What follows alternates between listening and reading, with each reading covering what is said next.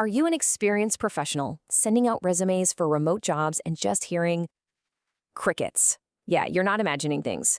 The rules of the game have totally changed. For those of us who built our careers in an office, our resumes are now secretly loaded with invisible red flags, and they're getting us rejected before a real person even sees them.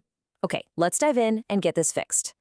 So, first things first, you have to understand what you're up against. Remote jobs, they get 10 times more applicants than jobs in an office. That means your resume isn't competing with a few dozen others. No, it's buried in a digital pile of 500, maybe even 1,000 resumes. And with that kind of volume, the robot filters, the applicant tracking systems, are more aggressive than ever.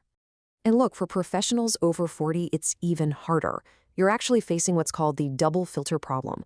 First, you've got the usual age bias signals we've always had to deal with, but now there's a second brand new filter, a whole set of remote readiness signals that hiring managers are looking for, signals that your traditional resume is almost certainly missing. So here's our game plan. We just touched on that double filter. Next, we are going to uncover the 3 invisible traps that are just killing your chances. Then we'll build a whole new strategy with something called the Remote Readiness Framework. We'll master your location line and completely transform your language. And finally, I'm going to give you a 7-day plan to make it all happen.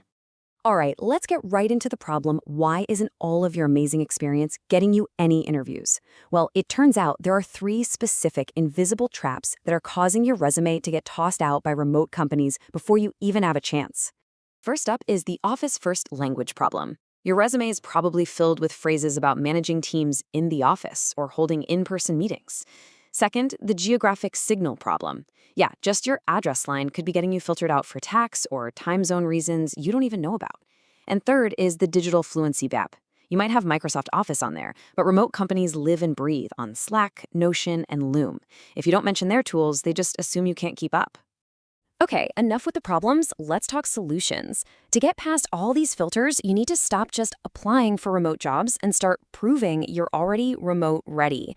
And that means you have to intentionally add a whole new set of skills to your resume using a really clear framework. So the Remote Readiness Framework really just boils down to proving 3 key things on paper. First, that you've mastered asynchronous communication. Getting great work done without back-to-back meetings. Second, your ability to manage yourself, backed up by hard numbers. And third, your skills in digital collaboration and building a remote culture. These are the pillars remote hiring managers are literally searching for. Now check out how specific these examples are. Don't just say you're a good communicator. Prove it. Show how you used async docs to slash meeting time by 60%, or how you built a team wiki in Notion that cut onboarding time from 3 weeks down to just 5 days. These numbers prove you get it. You thrive in a remote setting by choice, not just because you have to. The biggest fear for any remote manager? Hiring someone who won't get anything done without a boss breathing down their neck. Your job is to make that fear disappear. You need metrics that shout self-management. Showing you hit 90% of your own goals or delivered nearly 50 projects on time with no supervision, that is incredibly powerful. This is how you demonstrate that you're a leader in a remote world. It's not about herding people in a conference room anymore. It's about building the digital systems that help people succeed from anywhere. Highlighting that you built a remote onboarding program or created a framework using their exact tools, Slack, Notion, Loom, positions you as a remote leader, not just another applicant. Okay, let's switch gears and talk about something that gets almost no attention but is a massive filter, that little location line right at the top of your resume. Seriously, what you write here can be the difference between getting an interview and getting instantly rejected. You have to be strategic here. If the job is remote, US, just listing your city and state is perfect. But if the job description mentions needing time zone overlap, you absolutely should add your time zone right next to your city. For a truly global role, the format city, state, /open to remote is perfect. And hey, if you're planning to move, just say so. Every one of these little tweaks is designed to get you past a specific automated filter. And I have to be crystal clear on this. Never, ever, ever lie about your location to try to cheat the system. Companies have very real tax and legal reasons they need to know where you are. They will check during the background check, and they will pull the offer if they find out you were dishonest. It is just not worth it. All right, if you only make one single change after watching this, make it this one. For experienced professionals, our whole careers have been judged by our physical presence. Now we have to completely redefine our value by our results. And that means a huge shift in the language we use. This shows the change perfectly. Managed a team in our NYC office. Okay, that's about a place. It's office-centric.